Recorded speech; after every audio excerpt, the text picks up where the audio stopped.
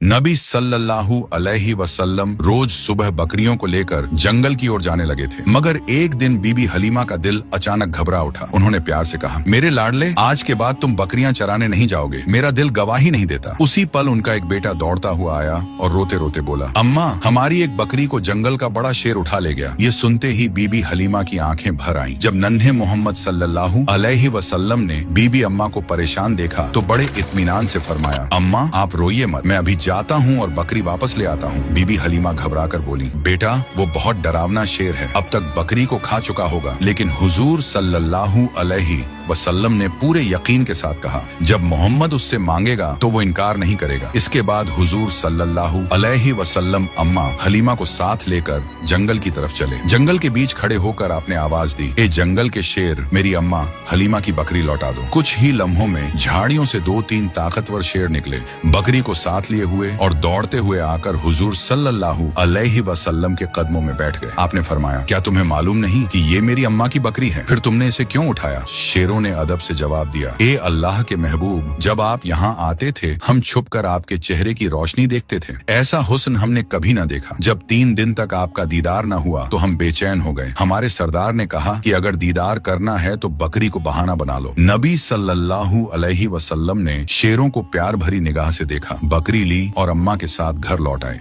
जब यह वाकया लोगों तक पहुंचा तो हर तरफ हैरत फैल गई। लोग कहने लगे, हलीमा का 3 साल का बेटा शेर से बकरी वापस ले आया। सब समझ गए कि यह कोई मामूली बच्चा नहीं है। इस तरह बचपन से ही नबी सल्लल्लाहु अलैहि वसल्लम की शान और पहचान बढ़ती चली गई। उसी दौरान एक दिन रेगिस्तान की हवा कुछ बदली बदली सी थी। बीबी हलीमा की झोपड़ी के पास बच्चे खेल रहे थे और नन्हे मोहम्मद सल्लल्लाहु अलैहि वसल्लम भी उनके साथ मासूमियत से खेल रहे थे। अचानक खेलते खेलते आपका चेहरा सफेद पड़ गया और आप जमीन पर गिर पड़े। उसी वक्त आसमान से 2 फरिश्ते उतरे। उनके हाथों में चांदी का तसला था जिसमें बर्फ और झमझम का पानी भरा हुआ था। उन्होंने नरमी से हुजूर सल्लल्लाहु अलैहि वसल्लम को उठाया, लिटाया और सीना मुबारक खोला। डर के मारे बच्चे भागते हुए बीबी हलीमा के पास पहुंचे और चिल्लाकर बोले, अम्मा, मोहम्मद के साथ कुछ अजीब हुआ है। बीबी हलीमा और उनके शौहर हारिस घबराकर दौड़े और देखा कि नन्हे मोहम्मद सल्लल्लाहु अलैहि वसल्लम जमीन पर लेटे हुए हैं। आगे की कहानी जानने के लिए पार्ट 4 जरूर देखें।